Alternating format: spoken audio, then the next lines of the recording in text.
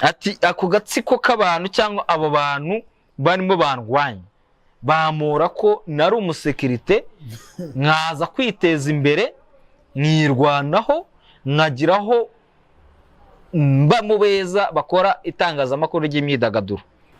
Yagaragaje ko umunsi atabwa muri yombi kwa 18 ukwakira 2024 yarajwe ku isima kandi yamenwaho amazi bityo ko yakorewe icarubozo. Yasobanura ko kuri Habiyambere Jean Paul noneho kuri babantu yavuze ko kuri Jean Paul ari wo bahatimaka ibyo yakoze ari we wari wabimusabye kuko yashakaga kuba umusesenguzi kandi yifuza kumenyekana. Agatwiko k'abantu wabyumvise bya bindi by'imyidagaduro birangira bibaye none se yarabimusabye bikarangira mujyanye muri ribu agiye kumureka. None umwe nuzafata ibyo yakomejeho hano turimo turagaruka ku byo Fata yavuze s'il vous plaît naga ari byo turimo duhimba twebwe ni ibyo Fata yavugiye mu rukiko. Yavuze ko nubwo babeshya ko Bahati yamureze atangiye urumva aravuga ko ubushinjacyaha burimo mubeshya.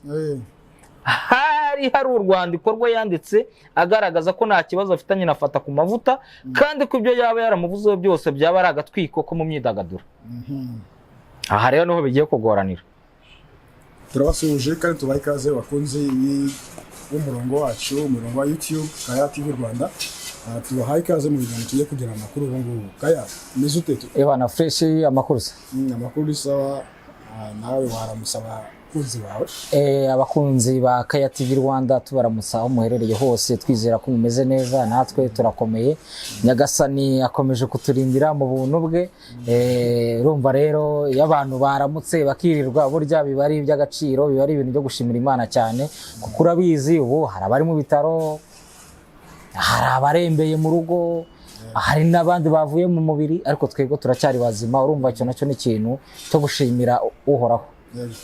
Ariko senguze rero uyu munsi ndashaka ko tuganira ku bibiri kuba mu bucamanza kaduhere kuri inkuru yafata ku mavuta aho yasabwe gufungwa iminsi 30 y'agateganyo. Yego uyu munsi kuri uyu munsi ku itariki 5 z'uku kwezi nibwo Sengabo Jean Bosco uzwi nka Fata ku mavuta yagiye mu rukiko kuburana ku byaha aregwa ariko noneho ubushinjacyaha bwaje kumusabira gufungwa iminsi 30 y'agateganyo. Fata ku mavuta rero abatamuzi ariko hasara umuntu atazi Fata ku mavuta uba kuri iyi mihanda naho utamuzi umugabo yarimenyekanishije nawe ubwo urashaka ko izina rye kuritesha agaciro Fata ku mavuta arazwe cyane ingagi y'umujyi ubu birumvikana ari mu bihe bitoroshye ari mu rukiko aho akurikiranyweho ibyaha bigiye bitandukanye aregwa. Kuri uyu munsi rero Fata yaje ku rukiko nk'ibisanzwe yari yambaye ishati y'umukara yambaye ipantaro y'itise bimeze ukuntu yambaye na marineti y'amaso kuko Fata ku mavuta buriya ajya arwara amaso hari abajya bagira ngo ayambara kubera umurimbo ariko nagaru kubera umurimbo no kubera uburwayi. Ubwo rero yaje ku rukiko aje kuburana kwifungwa n'ifungurwa by'agateganyo. Ngira ngo abantu barabyibuka ko ubwo Miss Muheto yaburanaga yari yazanye na Fata ku mavuta ariko Fata ku mavuta icyo gihe yaje gusaba ko we n'umwunganizi we baje gusaba ko urubanza rwasubikwa noneho bakazaburana hari ibyo yamaze kwigaho cyangwa bamaze kwigaho kuko hari imbogamizi batanze. Ubwo rero kuri uyu munsi uhagarariye ubushinjacyaha yagaragaje ko Fata ku mavuta agomba gukurikiranwa afunzwe byibura iminsi 30 y'agateganyo kubera iperereza ku byo akurikiranyweho rigikomeje kandi ko bwaba ari bwo buryo bwiza bwo guhagarika gukomeza kubikora.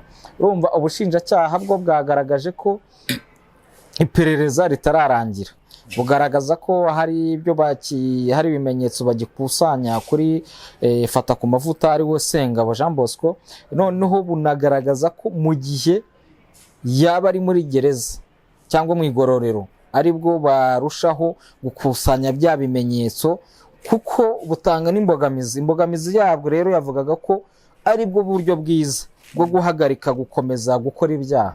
Urumva ubushinjacyaha bwo bwagaragaza ko mu gihe barekura Sengabo by'agateganyo ashobora kugera hanze agasibanganya yenda ibimenyetso, cyangwa usibye gusibanganya ibimenyetso akaba yakomeza agakora n'ibindi byaha, dore ko ibyaha ninaregwa buriya yagiye abikorera ku mbuga nkoranyambaga. Rero yagaragaje impamvu zigiye zitandukanye, anavuga ko mu byo Fatakumavuta akurikiranyweho harimo gukangisha, gusebanya, harimo kubuza amahwemo, harimo gukoresha ibiyobyabwenge, ivangura n'ibindi.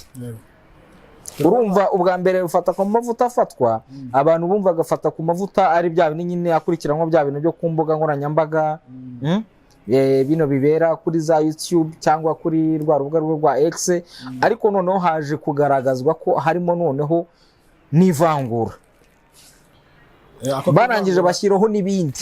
Ako kwivangura ko numva ari ubwa mbere kaje mu matwi yanjye. Ivangura kuko ubushize ivangura ntago ryari ririmo, ahubwo ikintu cyari kiyongereyeho hariho ibijyanye n'ikoreshwa ry'ibiyobyabwenge, kuko RIB yaje kuvuga ko mu kugira ngo barebe koko nimba Fatakumavuta biriya yavugaga nimba yabaga ari we, bajya kumupima. Bagiye kumupima basanga mu mubiri we harimo ingano nini cyane y'ibiyobyabwenge. Urumva amakenga bagize, habaza uyu mugabo ubundi ubwo bino bintu niwe, reka tugenda tumukubite igipimo. Bakimukubita igipimo basanga cyenda guturika, basanga biri ku rwego rwo hejuru. Barangije mu byaha bamuregaga bahita bavuga ati harimo, yarakurikiranyweho, bahita bavuga ati harimo no gukoresha ibiyobyabwenge. None mu rukiko hiyongereyeho n'ibi byo kugira iki by'ivangura. Noneho umushinjacyaha yagaragaje ko ibimenyetso bishingiye ibyo bamurega bishingiye ku birego byatanzwe n'abantu batandukanye. Abo bantu rero niba ugiye kumva ukata utinyamo, ukata utinya kino kintu cyiswe showbiz ya hano iwacu, urumva ni ukuvuga ngo abo bantu barimo umuntu wita Mugisha Benjamin The Ben, Tiger B, barimo umuntu wita Muyoboke Alex, manager w'ibihe byose. Urumva ari abantu bafite amazina aremereye, amazina aracyaza. Harimo umuntu witwa Ngabo Medal, uzwi nka Medi. Hakongera akabamo umuntu noneho witwa Bahati Makaca. Makaca nawe ari mu mwandiko. Makaca nawe ari mu bantu batanze biriya birego by'uko Fatakumavuta basebya akababuza amahwemo. Ku ruhande rwa Makaca ahubwo ndabona ubushinjacyaha bwavuze ko amagambo y'ivangura yayakoresheje ku muhanzi witwa Bahati nyine nawe Makaca, aho yavuze ko yashatse umugore mubi w'umudiaspora ushaje kandi ukennye.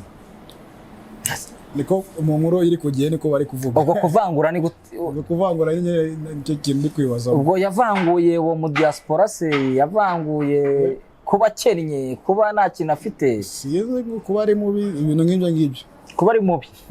Mubi se urumva ariko n'ubundi kuba umugore ari mubi, ubundi ubwiza buba mu maso y'uburiro. Oya, ubwiza buba ngewe nimba umugore wanjye ndamureba nkabona niwe mwiza kuruta n'abandi bose, kandi hari umureba akavuga ati ariko nk'iyisogoro nk'uriya mutipe yashatse iyisogoro ayishaka iki. Urumva rero ibyo ngibyo nabyo, urumva nka Makaca ashobora kuba yaratanze icyo kirego avuga ati ngewe Fatakumavuta amvangurira umukunzi wanjye, urumva noneho akanamusebya. Urumva aho ngaho nimba umugore w'abandi rega shaho buriya, cyangwa umugabo w'abandi murekere nyirawe nyine, bo baba bafite uburyo bashimanye ibintu byabo. Uribuka mu minsi yashize yigize no gukwirakwira amagambo ya Fatakumavuta avuga ko The Ben plutôt Medi ahozwa ku nkeke, yirwa ahondagurwa n'umugore, ati buriya mumureba kuriya nanavuga, ati buriya mugore ni umunyamahane ku rwego rwo hejuru. Ariko ubwo Fatakumavuta usibye bya bindi nyine by'abantu baryoshya ibintu bakanashyiramo umunyu n'urusenda bakaba bakoramo n'ibyaha, Fatakumavuta ubundi bwo yari yagendeye ku kiganiro cyangwa ubuhamya bwatanzwe na Medi ubwo yarari yari ari mu rusengero. Ariko Meddy yagendaga agaruka yuko hari ibintu nyine batumvikanagaho n'umufasha wiwe, ariko ntabwo yigize avuga ati, ntabwo yigize avuga ngo barara bamondagura. Ahubwo fata we yahise agenda aranabivuga ati uriya muhungu yaragowe, buriya bwoko yashatsemo bugira ikintu bise amahane ku rwego rwo hejuru. Sabura facts zibarize, facts abafite nizibarize ba. Urumva biragoranye ahanini buriya we abafite fact ze, ariko ubundi bwo mu bisanzwe ntago ari byiza kwinjira mu buzima bwa mugenzi wawe, sibyo? Kuko fata ku mavuta n'umugabo n'umubyeyi, na Meddy n'umubyeyi, kujya kwinjira noneho mu buzima indani burya hazamo, ni naho haberamo bya bintu byo gukora iki, byo gukora ibyaha. Kandi ubundi bwo mu bisanzwe Meddy muri showbiz yacu yayivuyemo, urebye yayivuyemo. Meddy ni umuntu wibereye aho ngaho, wibereye muri gahunda ziwe. Urumva Meddy ni umugabo kuva yajya muri Leta Zunze Ubumwe za Amerika yakomeje akora imiziki, nyuma akazaza nagaruka hano mu Rwanda, ariko aho amaze gushingira urugo arangije we ahita afata umurongo aravuga ati ngiye kwikorera indirimbo za gospel, ibi bintu byo muri ibi bya showbiz bihariye abisi, yibera umuntu w'ijuru. Meddy ntabwo amubona ari muri izi rwaserera zo muri ibi bintu byahangaha. Noneho fata ku mavuta arangije avuga ati impamvu Meddy buriya atavuga, umugore yirwa muhondagura, yirwa mukubita ibiki n'ibiki. Urumva Meddy we byaramubabaje, bimubabaje, ari mu bantu batanze ikirego. Noneho kubitaho uriya Mugisha Benjamin, The Ben we rwose ngira ngo murabizi amagambo yirwaga ku mbuga nkoranyambaga, haba ku ma X haba ku biki, The Ben akicecekera. Ngira ngo abantu benshi niho baje kumvira bya bintu byari bimaze igihe by'amatimu. Ngira ngo ibyo by'amatimu byo urabizi, ntago ndibwirwa mbisubiramo. Za Team B, ibintu by'amatimu B bikavugwa ko nuzafata yari muri yindi Team B, kuko numwe mu batimu nyine wo muri iyo timu yindi. Hari igihe abanyamakuru bigize kumwazana ngo ati mu bushuti wawe umukozi wawe amufasha, aranavuga ati ntago nigeze mukoresha. Aramwihakana amera nka cya gisambo cyihakanye nka Petero igihe yihakana Yezu bagiye kumukorera bya bintu. Aravuga ati shwi, ati uwo mugabo ureba ntago n'ahantu muzi. Cyakora yamusabiye navuga gute, yamusabiye ishya n'ihirwe nyine ngo mu muryango we wenda ngo uzasigara. Ariko biriya yaje kubivuga, wibuka ari Musanze muri bya bitaramo byazengurukaga igihugu, niho yavugiye ari amagambo. Kuko abanyamakuru bahise bamutunga mikoro amata, ariko se mu shuti wawe umukozi wanyu ko mukorana bya hafi ko bamutaye imvuto urabivuga ikirangira avuga ati nta hantu muzi. Ariko igihe yajyaga kugenda mu mahanga ari Kanombe ibyo bintu yabivuzeho. Noneho hakongera akaza umugabo bita Muyoboke Alex, manager Muyoboke Alex. Muyoboke ntago babura ibintu bapfa, kuko Muyoboke n'ubundi ni inshuti yakadasohoka yande ya The Ben. Muyoboke rero yagiye akunda kugaragara muri bya bintu by'amahari byagiye bibaho, bavuga ngo The Ben arakomeye, Bruce Melody arakomeye, runaka arakomeye. The Ben akavuga ati ariko se ibyo muba murimo ni ibiki, Tiger B ararenze. Muyoboke ageraho aranavuga ati ariko ubundi bwo hazabayeho bato, urumva hazabayeho bato. Ni kuvuga ngo rero bya bintu by'amatimu nyine byaje yiremye, urumva bitari na byiza. By the way, niho na Muyoboke yaje kuzira muri ibyo ngibyo. Noneho fata nk'umuntu uri ku ruhande rundi, urumva akazaza yumva ko agomba gukubita ahababaza Muyoboke. Rero bari abagabo bose uko ibyo bintu byose bigenda biza, ibiganiro bigomba gusohoka. Ngira ngo uribuka no mu minsi ishize Sengabo hari akantu yize gusohora k'aka video, arangije avuga ati The Ben natwereka inda ye turebe ko atibagishije. Noneho nakavuga ati umuntu w'umugabo arabaza mugenzi we ngo amwereke inda bimumarira iki?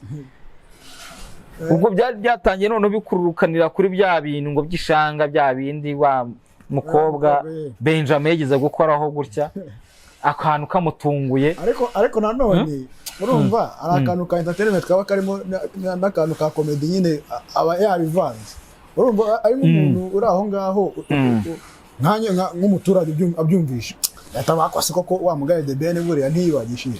Ariko ku rundi ruhande biba biri serious nanone. Urumva bano ba star bacu hari ntawamenya, ariko mu bisanzwe ibintu bya showbiz bamwe ahubwo basigaye babikoresha kwanza muri iyi media y'imyidagaduro. Hari ababikoresha nk'ibikangisho, sibyo? Hari n'abandi agenda akira akavuga atari ku uyu muntu reka mwicareho, mwicareho, abakunzi be byanga bikunda bazankurikira cyangwa abakunzi ba runaka. None na wa wundi awe akahita bibona nko kumwibasira. Kandi koko iyo ibintu byamaze kugeraho mu bijyanye n'imiryango, mu bijyanye n'imibereho ya buri munsi, yego ubuzima bw'umusitari buba buri hanze, ariko noneho hari indi vie prive ye buri muntu wese aba agomba kubahira mugenzi we. Nk'uko nanjye hano hari icyo nagomba ushobora kukureba tukagira ibyo tuganira, n'ibyo nkuganiraho, ariko hari ibyo nakwiriye nk'uko nanjye unyinjiyemo imbere nanjye byambabaza. Rero showbiz ni nziza pe, kandi iranakinwa nta kibazo, ariko abantu bakwiriye kuzajya babanza bagashungura, ukareba ukavuga ariko iki kintu ngiyemo, iki kintu ngiye kuvuga ubu ntabwo byankururira isheni. Kuko bano banyamategeko, bano bagabo b'abanyamategeko, bo itegeko ni itegeko bo riba riraha. We ni ukuvuga ngo we agusomera ingingo, yamara kugusomera ingingo ukiregura byananirana. Urabona nk'ubu umushinjacyaha arimo aravuga ati mu biganiro Fata ku Mavuta yakoze niho yakoreye ibyo byaha. Ati niho yakoreye ibyo byaha, niho aba bagabo, aba basitari bamureze bavuga ko ibyo byaha niho byatambutse. Nafata ku Mavuta wigeze afata inkoni ngo ajye kurwana na runaka, nafata ku Mavuta wigeze ajya kumena inzu ya runaka, oya, ni hano twicaye. Ampresi ko na Ribu ntago rugabira imuhamagaye kugeza naho ari akavideo nabonye nawe urakaza, ariko kumwe na Jihad avuga ngo azongera kujya ntago azongera kwitaba Riba, ntago azongera kwitaba Ribu, kereka neza kumwifatiriwe nyine wumva ari kwishongora, bagakoresha na mazutu yabo n'umunyenga kaburi. Ariko nanone mbere ko ivuga arabanza akabwira ngo ngubitira inkonje muri uru ruhara, naravuga bino bintu. Urumva nawe mutima nama uri kumubwira ibyo bintu ugiye kuvuga byihorere, ukumva ako bikarangira bivuze n'ubundi. Urumva Fata ku Mavuta ni birakomeye cyane. Fata ku Mavuta reka tubiharire inyiko, ariko hagati aho uko bimeze, urumva urabona ubushinjacyaha bwavuze ko ari amagambo y'ivangura yakoreye nyine kuri Bahati. Noneho kuri Ngabo Medal yakoze ikiganiro kimusebya, urumva yanze kwemera ko yabanye n'umugore we mbere yuko babana, avuga Meddy. Noneho Ribu yaramuhamagaye nk'uko wari umaze kubivuga, iramwihanangiriza, inamugira inama za kibyeyi, ariko ngavunira ibiti mu matwi. Urumva umushinjacyaha aravuga ati ibyo byose byagiye biba, Ribu ikamuhamagara ikamugira inama za kibyeyi. Kandi ugiye kureba n'ubu na buri munsi ntabwo haca iminsi n'itatu Ribu itarimo yihanangiriza abantu, aravuga ati nyabuneka izi mbuga nkoranyambaga ni nziza, leta yashyizeho bino bikorwa remezo byo kugira ngo tubone interinete ihendutse kugira ngo tuyibyaze umusaruro mu buryo bwiza, mwikoreramo ibyaha. Kuko iyo wamaze gukora ibyaha ukava mu maboko atari ayawe ukajya mu maboko ya leta, icya mbere ugiye kuba umuzigo kuri leta, icya kabiri kandi ugiye kuba umuryango wawe ugiye kugira ubuzima butari bwiza. Cyane cyane nk'uko muri showbiz, abantu benshi bari muri showbiz bamaze gukura, bamwe muri bo bayitangiye bakiri bato, ubu bafite ingo, bafite imiryango. Rero iyo umuryango wawe wawuhahiraga, sibyo, wawuhahiraga, wishyuraga inzu cyangwa wishyuraga n'ibindi byose, wishyuraga ishuri ry'abana, noneho ugiye hehe? Ugiye mu igororero. Urumva igihombo gihari. Hari igihombo ku muryango, hari n'igihombo ku gihugu kigiye kujya kugaburira umuntu wirwa wicaye, sibyo? kigiye no kubura amaboko yagakwiriye gukora ibikorwa by'iterambere. Urumva bitagoranye aho ngaho. Noneho ubushinjacyaha mu kugomeza umushinjacyaha ashimangira ko Fata adakwiriye kurekurwa ngo abasubiye mu rugo azajya yitaba ari mu rugo, yongeye avuga ko anashimangira ko Fata bamupimye bamusangamo ibiyobyabwenge, urumva ariho ahera avuga ati birakomeye, nta mpamvu yo kurekura uyu muntu, ashobora gusubira yenda hanze agasubira muri ibyo bikorwa, urumva. Noneho yavuze ko cya gipimo n'ubundi cyagarutse cya 298 cy'ingano y'ibiyobyabwenge bamusanzemo. Noneho yavuze ko impamvu zikomeye mu bugenzacyaha Fata ku mavuta yanze kubazwa, naho mu bushinjacyaha ibyo byaha yarabyemeye ariko niyemera ibikorwa bigize icyaha. Buvuga ko kuba Fata ku mavuta yaremeye ko ibyo biganiro bikoze ari impamvu zikomeye zituma akekwaho ibyaha akurikiranyweho. Kuba hari amashusho yafatiriwe y'ubugenzacyaha, hari imashini na telefone agiye akoreraho ibyaha byafatiriwe, harimo kandi ibirego bya ba nyir'ubwite bamureze. Urumva ibyo umushinjacyaha yabigaragazaga mu rwego rwo kwerekana ko Fata ku mavuta atakwiriye kugira iki, adakwiriye kuba asubiye mu muryango we. Ati ibyo bintu nubwo Fata avuga uku nuko, ariko imashini yakoreragaho turayifite, telefone turayifite, hari n'ibirego by'aba bantu, ariko yongeye anavuga ko mu bugenzacyaha hande Fata ku mavuta yagize iki, yinangiye kwa kundi baba barimo bakora inuza bakora dosiye, we yarababwiye ati afite resistance. Noneho bwasabye ko yafungwa by'agateganyo iminsi 30 kuko mu mikorere y'icyaha ibyo yabigize akamenyero, bikaba ari uburyo bwiza bwo guhagarika ibikorwa akurikiranyweho. Wabyumvise? Iyi minsi 30 nayo igiye iba minini cyane. Iyi minsi abantu hari igihe bumva ngo ni iminsi 30, ariko iyi minsi 30 hari igihe igenda ikaba minini cyane, ariko ahanini biterwa n'amadosiye yandi aba ari mu nkiko, bakagenda bakareba uburyo babihereza igihe runaka. Ariko noneho Fata ku mavuta yatsembye, atera utwatsi ibyo aregwa. Fata ku mavuta hawe umwanya ngo yisobanure ku byo aregwa, yabwiye urukiko ko amaze igihe akorerwa iyicarubozo kandi kari byo ntandaro y'ibyo akurikiranyweho. Yagaragaje ko umunsi atabwa muri yombi kwa 18 Ukwakira 2024 yarajwe ku isima kandi yamenwaho amazi, bityo ko yakorewe iyicarubozo. Urumva ibintu bitangiye kuza mu rubanza rwa Fata. Nase ukurikije Fata nafite agira ibikabyo, ukurikije ibikabyo bya bintu wabyizera. Urumva hariya dore ikintu kiba gihari hari mu rukiko, sibyo? Umushinjacyaha aragushinja naho kwiregura. Ubwo Fata ku mavuta ashobora kuba yafashe ubwo Rwanda yavuga ati ibi nibyo biri bugira iki, nibyo biri bunkorere umuti. Urumva we yavuze ati ngewe nubwo ndahangaha munde kure nigendere mu rugo iwanjye nzajya mbitaba. Urumva ikimenyimenye mwankoreye iyicarubozo mundaza kuri sima mumenaho amazi. Urumva niryo yicarubozo arimo avuga. Yagaragaje ko kandi akorwa iyicarubozo na mbere yuko ajya ku rukiko kuburana, ngo kuko yangirwa kwambara ikoti kandi aba yifuza kugera imbere y'urukiko agaragara neza nk'uko asanzwe abiziho. Ngo kwambara ikoti karasitira. None se mbona hari abandi bazambaye amakoti. Wabimwangira batise. Uyimwangira bate? Nose bushize wa Miss Muheto we ntiyaje mbona yambaye akantu k'agakoti. Nukuvuga Fata ku mavuta nk'umunyacyangwe. Urumva aravuga ati ngewe rwose umuntu wo murambangamira ni gute ngenda nambaye ishati, ngomba kugenda nambaye ikoti nanigirije kuko abantu banziho gusa neza. Urumva Fata ku mavuta n'ubundi aracyazana ibintu by'imyidagaduro mo hari kandi hari ibintu babikomeyeho kabyarawe.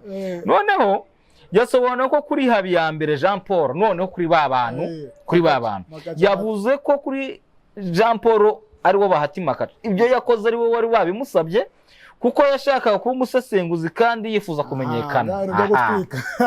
kagatwiko k'abantu wabyumvise bya bindi by'imyidagaduro birangira bibaye none se niba yarabimusabye bikarangira mujyanye muri ribu abagiye kumurega none umve nuzafata ibyo yakomejeho hano turimo turagaruka ku byo Fata yavuze s'il vous plaît ntago ari byo turimo duhimba twebwe ni ibyo Fata yavugiye mu rukiko yavuze ko nubwo babeshya ko Bahati yamureze atangiye urumva aravuga ko ubushinjacyaha burimo mubeshya hari urwandiko rwe yanditse agaragaza ko nta kibazo afitanye na Fata ku mavuta kandi ko ibyo yaba yaramuvuzeho byose byaba ari agatwiko ko mu myidagaduro aha rero niho bigiye kugoranira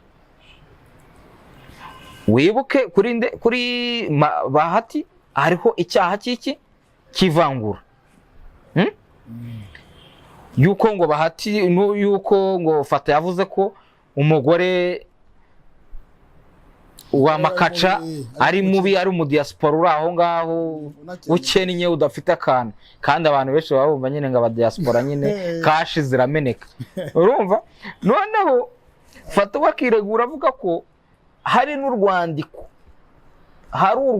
rwanditswe nande na nyir'ubwite ari we Makaca avuga ko byo Fata yaba yaramuvuzeho byose byaba ari agatwiko ko mu myidagaduro muzi ka agatwiko kazatwika abantu noneho ku bijyanye n'ibyo yavuze kuri Ngabo Medali byo kuba yarabanye n'umukobwa umwaka wose mu nzu byaturutse ku byo uwo muhanzi yivugiye ubwo yatangaga ubuhamya avuga ko yakiriye agakiza bya bindi twavuze noneho kuri Muyoboke Alex Fata ku mavuta yavuze ko atari ubwa mbere bagiranye ibibazo kuko ibibazo byatangiye muri 2017 ariko ko bari baramaze kongera kwiyunga bigizwemo uruhare n'umuyobozi wa Isibo TV na Isibo Radio ariwe Kabanda Jado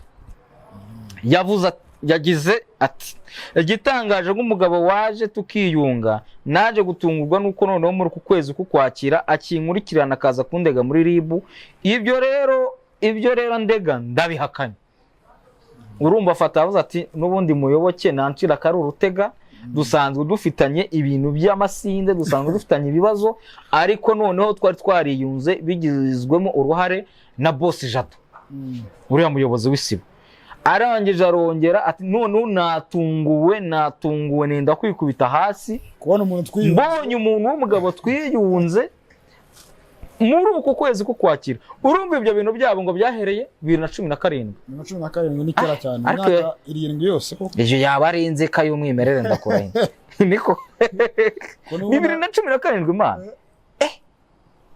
ko byaba bitoroshye ati no Fata we yireguye avuga ati ngewe biranangaje kuba ibyo bintu bya 2017 biyije muri uko kwezi ko kwakira ukwakira ni ukwa 10 Fata arangije ati ibyo ndabihakanye urumva noneho kuri Mugisha Benjamin ari we The Ben Fata ku mavuta yavuze ko ari inshuti na Muyoboke Alex niba twavugaga yavuze ko guhera muri 2017 yakoranye na The Ben mu kwamamaza ibitaramo bye mu bihe bitandukanye kandi ko byagendaga neza yavuze ko bari basanzwe ari inshuti cyane ko yanamuhaye impano y'umuti wamufasha kumera ubwanwa akaba nkawe nubwo atigeze awukoresha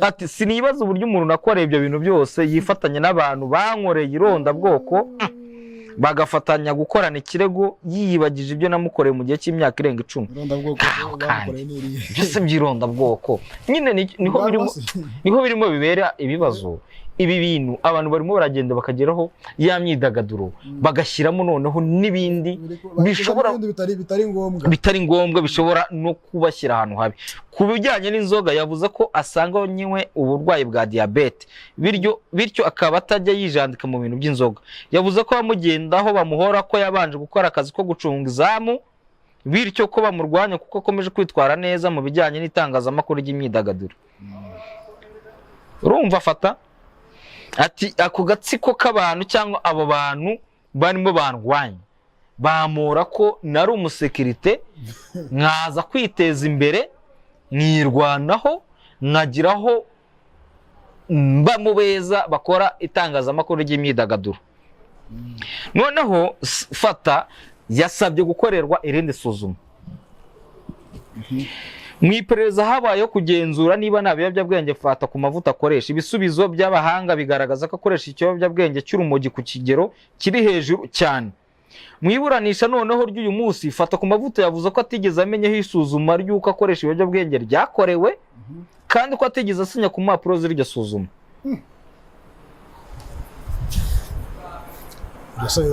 Birashoboka bite se? Tusubire inyuma, uribuka fata ku mavuta ku ngingo y'ivangura we yavuze ko hari n'urwandiko Hatima Kace yandikira avuga ko ari agatwiko. None ku biyobyabwenge arimo aravuga ko n'iryo suzuma ntaryigize riba cyangwa kandi nta n'ibipapuro yigize asinya. Ikintu gihari rero ubu ni iki? Ese koko fata ku mavuta yakorewe isuzuma hakongera akajyaho, ese ubundi gukorera iryo suzuma atera arasinya? Urumva biriya bintu singira ngo umuntu ajya kubikora ku bushake ahari gisuzuma. Oya ndavuga none se fata ku mavuta yagiye kubikora ku bushake? Abikora ku bushake. We bamujyanye baramurebye baravuga atari ku bundi bwo uyu mugabo ungana gutya Sengabo, ibi bintu ubundi bwo avuga ni ubuhoro. Bamujyana kumupima kugira ngo barebe. Kubisinyaho ndumva nta kintu bivuze. Ari ibintu bigiye gukoreshwa mu nzego z'ubutabera. Ariko birashoboka niyo urimo ukora dosiye, barimo bagukora dosiye, iyo barimo bagukora dosiye, iyo urangije kubazwa urasinya. Sinzi rero na hariya hari abakorera asuzuma nimba naho usinyira koko bo bakorewe isuzuma. Arakantu twigeze kuvugaho tugitangira ko yagoye inzego nyine zino nzego z'ubugenzacyaha mu bijyanye no n'imisigire nyine no kumvikana. Twakavuze hose wasanga nabyo birimo wenda ni ubushinjacyaha ariko bwabivuze ntago ari njye wabivuze. Ni ubushinjacyaha. Ubushinjacyaha bwavuze ko guhera mu bugenzacyaha fata ku mavuta yagiye yinangira akanga no kubasubiza. Wasanga nanga ariko byagenze nyine wenda ubwo ngubwo ntawamenya. Noneho yavuze ko atemera ibyo gukoresha ibiyobyabwenge. Ati ibiyobyabwenge banshinja byose ntabwo ngewe fata ku mavuta, urumva, fata clips, ngewe gati gateye ipasi, urumva, ngewe ingagi y'umujyi ntabwo mbyemera. Sinemera ibyo bintu muri mumbwira by'iki by'ibiyobyabwenge muri mumbwira. Wibuke fata yanavuze ko atajya akora ku kintu cyiswe inzoga kubera afite ikibazo cy'iki cy'uburwayi bw'iki bwa diabete. Yasabye ko urukiko rwategeka ko yongera gukorwa isuzuma rigaragaza niba koko akoresha ibiyobyabwenge ngo kuko atemera ibivugwa n'ubushinjacyaha.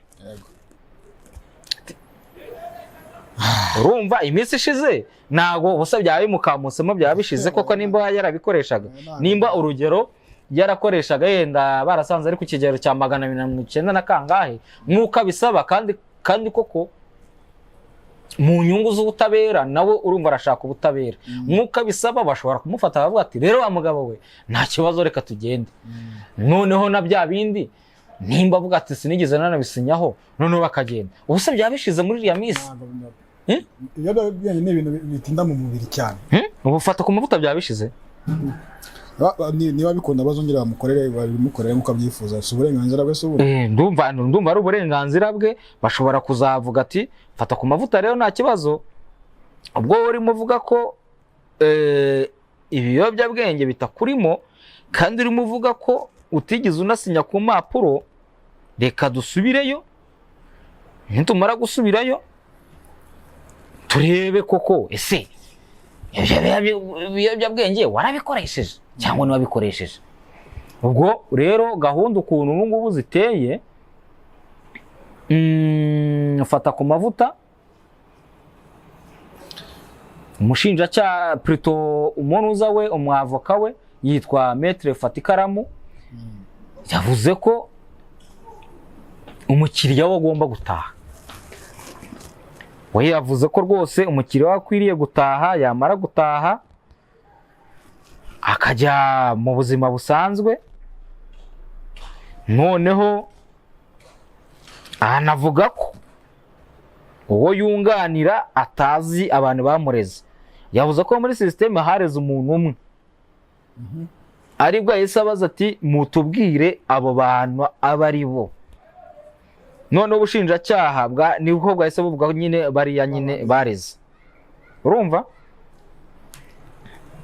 noneho uyu metre yifashe ingingo ya 21 na 22 zo mu gitabo mpanabyaha aho zigaruka ku bigendanye n'ibyo mu iperereza ry'ibanze iyo ryakozwe. Yanakoresheje ingingo ya 39 y'itegeko nshinga ivuga ko umuntu afite uburenganzira bwo kwitegura ku byo yarezwe kuko hari dosiye zongewemo nyuma. Urumva rero uyu metre n'ubundi we nawe yagiye agaragaza ingingo zarengera uyu muvandimwe Fata ku mavuta. Ubwo isomerwa rya Fata ku mavuta ndumva nejo ntago birimo mu bashobora sinzi Fata ku mavuta ashobora kuzasomerwa ejo cyangwa n'ikindi gihe twazabimenya tukabimenyesha abakunzi bacu.